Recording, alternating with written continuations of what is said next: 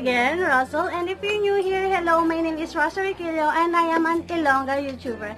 And kung hindi ka pa nakapag-subscribe sa channel ko, please subscribe to my channel. And kung gusto niyo ng update whenever I upload a new video, please click the bell button down below. Sa gilid lang po ng subscribe button para ma-update ka whenever I upload a new video. And yes, for today's video is going to be a haul na naman. And I am going to haul or I will be hauling a affordable makeup product. So, gusto niyo yan? If gusto niyo yan, please keep on watching.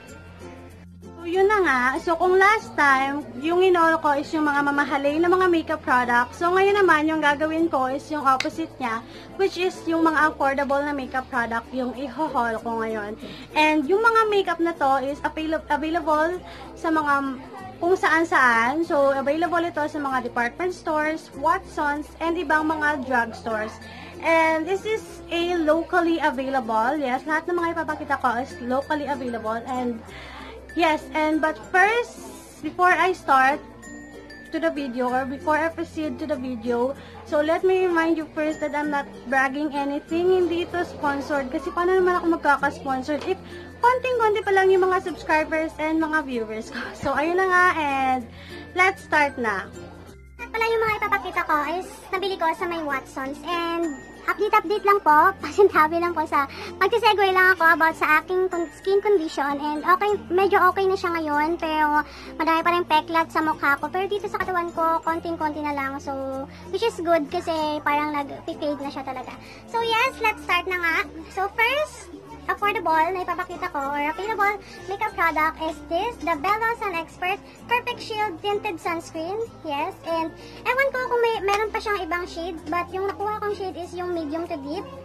Ayan, kung nakikita nyo. And it has a SPF 50 PA++++, and bagay na bagay siya kung nagbibilad ka sa araw or kung nasa beach ka or magbe-beach ka. So bagay na bagay ito ngayong summer, mga be. So, ayan lang siya, and yung kinuha ko lang is yung 10 ml, yung maliit, yung travel size, and it costs for 169 pesos. So, yung malaki kasi ang mahal niya, so mga 400 plus yung malaki nito, so medyo mahal. So, dito lang na muna tayo sa travel size, diba? Ayan siya.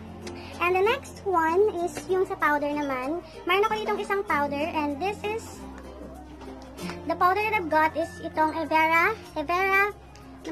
Evera Compact Powder ng EV Advance. Yes, and it is in the shade Oriental. Ayan, yung Oriental, medyo madumi na. And ito yung shades niya. And meron siyang mirror na kasama, may pump yung kasama. And ito yung shades niya. Ang tamang-tama lang sa akin. Ayan, tamang-tama lang to sa akin. Hindi siya maputi, hindi din siya dark sa akin. Tamang-tama lang talaga. And ayan, and it costs for, nakalimutan ko na kasi, pero mga 100 plus. So, hindi naman siya tataas sa 200 pesos. Ayan, and ayan lang siya, and favorite ko talaga itong setting powder na to or compact powder. So ayan. And the next one, so let's go to another powder, and this is the Nichido Final Powder. Ayan, in a shade Creamy Glow. So in a shade Creamy Glow, and nagandaan ako sa kanya as in nung nag-bake ako. Parang ang flawless ng aking skin talaga, yung aking face ang flawless. So maganda siyang i-bake or ipang-set sa makeup mo or sa foundation mo, and it's worth the price. It's worth the price. Pero murang-mura lang siya. It costs for 150 pesos. Ayan. So, ayun. So, favorite ko din to ngayon. So, ayan. And then, the next one, let's go to ano pa ba? Eyebrow product. So, mayroon akong isang eyebrow product dito. And this is the EV Advance Eyebrow Kit. Ayan. So, meron ba siyang shade? Parang wala naman siyang shade, So, ito yung nasa loob niya. So, pasensya na sa ingay kasi may nagluluto sa labas kasi merong okasyon. And, wala naman kami sa subdivision. Hindi naman sobrang itong bahay namin. And, ito siya. 3 brow powder and isang wax. Kaso masyadong waxy talaga yung wax niya. So, medyo hindi ko nagustuhan talaga. And, it comes with a mirror. Yung ka-size lang yung packaging niya, which is good. And, meron siyang kasamang applicator and isang tweezers. Ayan, isang tweezers lang. Ayan, so it costs for 220 pesos. Yes. Okay naman kasi tatlo na yung brow product na makukuha mo and isang wax na, di ba? And pwede mo din siyang gawing pang contour and pwede mo siyang gawing pang eyeshadow. So yes, ano siya, madami siyang purpose. Ayan. And the next one, let's go to the concealer. And isa na yung concealer na meron ako na affordable. And this is the EV Advanced Perfect Eye. Ay, meron palang isa pa. Meron pang isa. So, this is the EV Advanced Perfect Eye Concealer Smooth Formula in a shade light. So, yes. Yung gusto ko sana is yung natural, pero wala na silang natural. And it costs for 100 pesos only. And yung hindi ko nagustuhan sa kanya, baka mag-cake siya kasi ano siya eh, kasi cream siya, baka mag-cake siya, natatakot ako na mag-cream siya, mag-cake siya, and ito yung shades niya, masyadong light, diba? Ayan, so minsan ko lang siya nagagamit kasi meron pa naman ako ibang concealer na ginagamit. So the next one, the next concealer that I've got is this, the Maybelline Fit Me Concealer in a shade medium yan, and ayan nga, paubos na siya, diba? Paubos na talaga siya, and it costs for 199 pesos. And favorite na favorite ko din tong concealer na to, pero hindi siya full coverage, siguro mga light to medium coverage lang siya. Ayan, and it comes with an applicator. Ayan, so ito sa shade 25 or medium mo yan. So ayan na siya, and ayan na siya kalaki. And then let's go to the mascara. Meron ako isang mascara dito. And this is the Maybelline The Hyper Curl Volume Express Waterproof Mascara.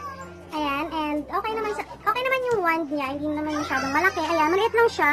Ayan, so okay na okay sa mga maliliit lang or na mga maiikli na mga pilik mata katulad ko, no? Kasi ayun nga, so kung malaki kasi yung yung mga wand nila, may tendency na hindi niya masasakop talaga yung yung pilik mata mo if ang ang maikli lang yung pilik mata mo, so may tendency na hindi niya talaga masasakop. And it costs for 199 pesos, and it is worth the price talaga. So it does it performance, and favorite ko din to. Isa sa mga favorite kong mascara to. And then let's go to the blush on. And pasensya na si ingay sa labas. And meron akong isang blush on dito, and this is the Nichido True Colors Collection Powder Blush. Ayan, and it is in the shade Tomato. Ayan yung itsura niya. And ayun, ito yung shades niya. Ayan, okay naman siya, kaso lang medyo powdery. Ayan, and okay naman siya, and it costs for 68 pesos only, di ba? So, gusto ko sana yung fig, yung ba tawag dito? Yung, ano ba yung isa? Nakalimutan ko na eh. Pero gusto ko sana yun, kaso wala na. So, siguro sold out palagi. So, ano yung binili ko? Pero okay naman to, okay naman siya. So, the next one, let's go to the highlighter. And the highlighter that I've got is this, the EV Advanced Blowout Highlighter. And it costs for 199 pesos only. But, okay na okay itong highlighter. Pero yung problema ko is, yung gold yung nakuha ko. Diba? Parang yung gold kasi na ito, parang lang siya sa mga merong deep or merong dark na skin tone. And hindi naman ako maitim talaga.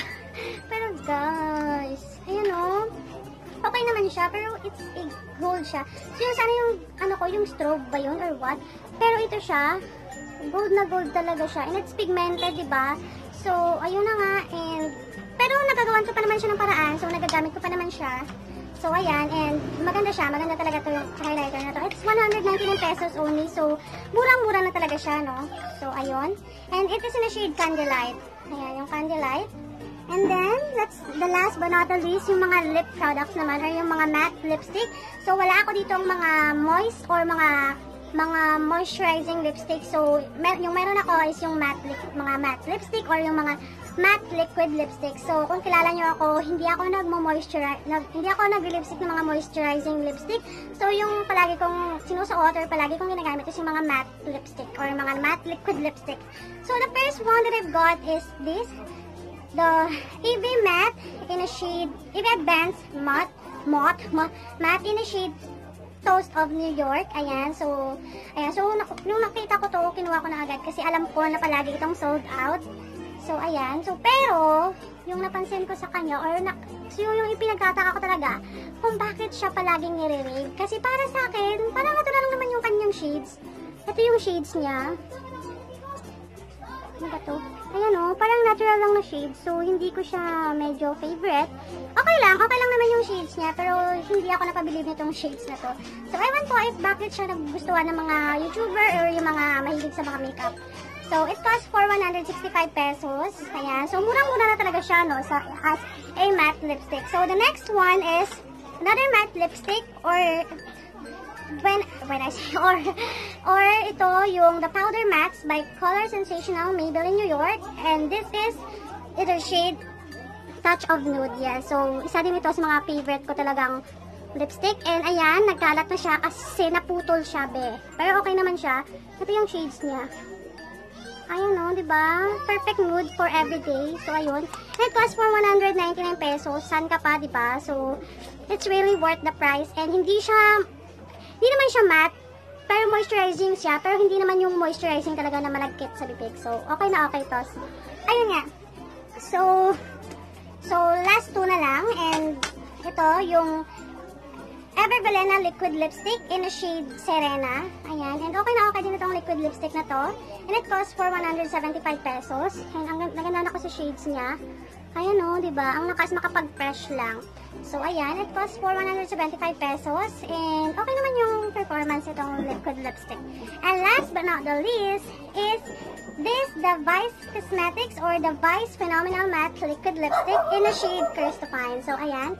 And okay na okay itong shades na to, pero ayun nga, medyo ano lang siguro siya, medyo dark na konti. Ayan siya, oh. Medyo dark lang siya, no? Pero okay na okay siya. Okay na okay talaga siya. And ito yung sinuot ko nung graduation ako.